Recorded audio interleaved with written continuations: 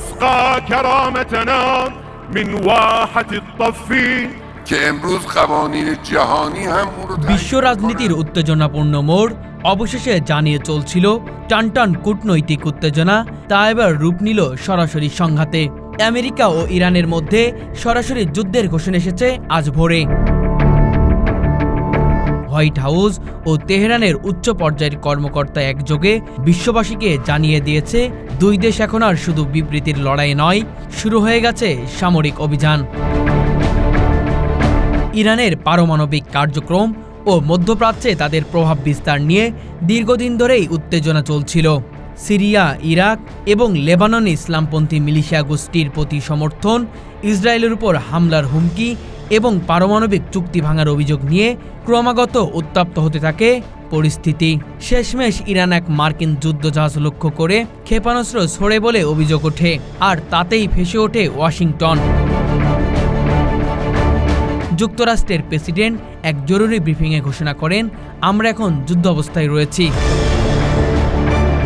ইতিমধ্যেই মার্কিন দুই বিমান বাহিনী রণতরী পারস্য উপসাগরে মোতায়েন করা হয়েছে। অন্যদিকে ইরানও তাদের রেভলিউশনারি গার্ড বাহিনীকে যুদ্ধ প্রস্তুতির নির্দেশ দিয়েছে। তেহরানের সামরিক বাহিনী হরমুজ প্রণালীতে যুদ্ধজাহাজ পাঠিয়েছে। বিশেষজ্ঞদের মতে এই যুদ্ধ হবে কেবল মাটিতে নয়, সমুদ্র সাইবার আক্রমণেও।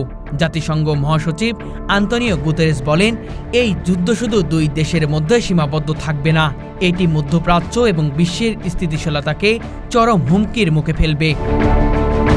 বিশ্ববাজারে এর তাৎক্ষণিক প্রভাব পড়ে, তেলের দাম লাফিয়ে বাড়ে, শেয়ার বাজারের ধস নামে। এই যুদ্ধ শুধু যুক্তরাষ্ট্র ইরানের নয়, এটি মধ্যপ্রাচ্যকে রক্তাক্ত করে তুলতে পারে। ইরান যদি ইরাক, সিরিয়া বা লেবাননের মাধ্যমে পাল্টা হামলা চালায় তাহলে যুদ্ধ ছড়িয়ে পড়বে পুরো অঞ্চলে। বিশ্লেষকরা বলছেন, ইসরায়েল, সৌদি আরব ও অন্যান্য উপসাগরীয় দেশ সরাসরি যুদ্ধের মুখে পড়তে পারে। বিশ্বজুড়ে মুসলিম দেশগুলোর মধ্যে ক্ষোভ তৈরি হয়েছে, কেউ কেউ একে সুপরিকল্পিত আগ্রাসন বলেও আখ্যা দিচ্ছে। যুক্তরাষ্ট্র যুদ্ধ ঘোষণার পরপরই তাদের ছায়া বাহিনী বা গোপন অপারেশনাল ইউনিটগুলোকে সক্রিয় করেছে। বিশেষ করে নেভি সেল এবং ডেল্টা ফোর্সের কমান্ডো দলগুলো মধ্যপ্রাচ্যের বিভিন্ন অঞ্চলে গোপনভাবে মোতায়েন করা হয়েছে। এছাড়া U-2 স্পাই প্লেন এবং QR-4 গ্লোবাল হ্যাক ড্রোন এর মাধ্যমে ইরানের গুরুত্বপূর্ণ সামরিক স্থাপনাগুলোর উপরে নজরদারি চলছে। যুক্তরাষ্ট্র বিশ্বাস করে এই যুদ্ধ শুধু ফ্রন্ট আক্রমণ করা নয়, বরং নির্ভুল গুপ্ত হামলার মাধ্যমেও শত্রুকে অক্ষম করে দেওয়ার লড়াই। ইরান তাদের সরাসরি সেনাবাহিনী ছাড়াও মধ্যপ্রাচ্যে ছড়িয়ে থাকা মিত্র সশস্ত্র গোষ্ঠীগুলোর মাধ্যমে জবাব দিতে প্রস্তুত।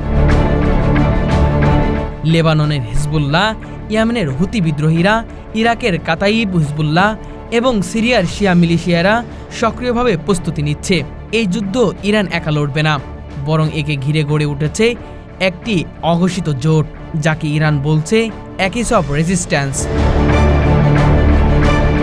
যুক্তরাষ্ট্র আশঙ্কা করছে এই বাহিনীগুলো তাদের ঘাঁটি ও মিত্র রাষ্ট্রগুলোতে ধারাবাহিক ছায়াযুদ্ধ শুরু করতে পারে। বিশ্ব আজ এক নতুন যুদ্ধ অধ্যায়ের সামনে দাঁড়িয়েছে, যেখানে প্রতিটি পদক্ষেপ হতে পারে বিস্ফোরক, প্রতিটি সিদ্ধান্ত ডেকে আনতে পারে বহু প্রাণহানি। এখন প্রশ্ন হলো, এই যুদ্ধ কতদূর যাবে, কে বাঁচবে, কে হারবে? বিশ্ববাসী তাকিয়ে আছে সম্ভাব্য বিপর্যয়ের মুখে। আগামী পৃথিবী কোন পথে হাঁটে?